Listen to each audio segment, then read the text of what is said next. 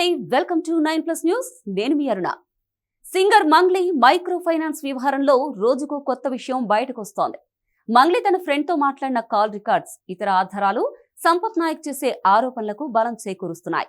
బాధితులకు న్యాయం చేసే వరకు విశ్రమించబోమని, దీనికి సంబంధించిన అన్ని ఆధారాలు తమ వద్ద ఉన్నాయని ఆయన చెప్తున్నారు. ఈ కుంభకోణానికి సంబంధించి దాదాపు 150 కోట్ల నుండి 500 కోట్ల రూపాయల వరకు చేతులు మారాయని, దీనికి సంబంధించిన పూర్తి మనీ ట్రాన్సాక్షన్ లిస్ట్ తన వద్ద ఉందని సంపత్ నాయక్ వాదిస్తున్నారు. నిందితుల ఖాతాల్లో ఉన్న డబ్బును బైనాన్స్ యాప్ ద్వారా క్రిప్టో కరెన్సీ రూపంలోకి మార్చినట్లు, సుమారు 500 కోట్లకు పైగా నగదు ఈ రూపంలో ఉందని ఆరోపిస్తున్నారు. కర్ణాటక మాజీ మంత్రి మనవడిని కలవడానికి శివ చౌహాన్, మధు రామావత్, శైలజ వెళ్లారని, ఆ మంత్రి మనవడి నుండి 80 లక్షల రూపాయలు మధు చౌహాన్ ఖాతాకు బదిలీ అయినట్లు ఆధారాలు ఉన్నాయని సంపత్ నాయక్ పేర్కొన్నారు. ఈ స్కామ్ డబ్బుతో బెంగళూరు, కొడగు, ముంబై వంటి ప్రాంతాల్లో భారీగా భూములు కొనుగోలు చేసినట్లు ఆరోపణలు ఉన్నాయని ఆయన తెలిపారు. జహీరాబాద్ ప్రాంతంలో జరిగిన ల్యాండ్ సెటిల్మెంట్స్ లో ఎవరి పాత్ర ఎంత ఉందో, ఎంత మొత్తం చేతులు మారిందో పూర్తి ఇన్ఫర్మేషన్ బయటకు రావాలని సంపత్ నాయక్ డిమాండ్ చేస్తున్నారు.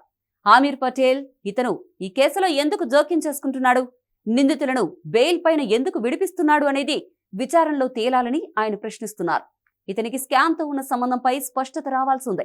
ఈ మొత్తం వ్యవహారంలో భారత్ చౌహాన్ పాత్ర ఎంతవరకు ఉందనేది నిరూపిస్తామని సంపత్ నాయక్ చెప్తున్నారు.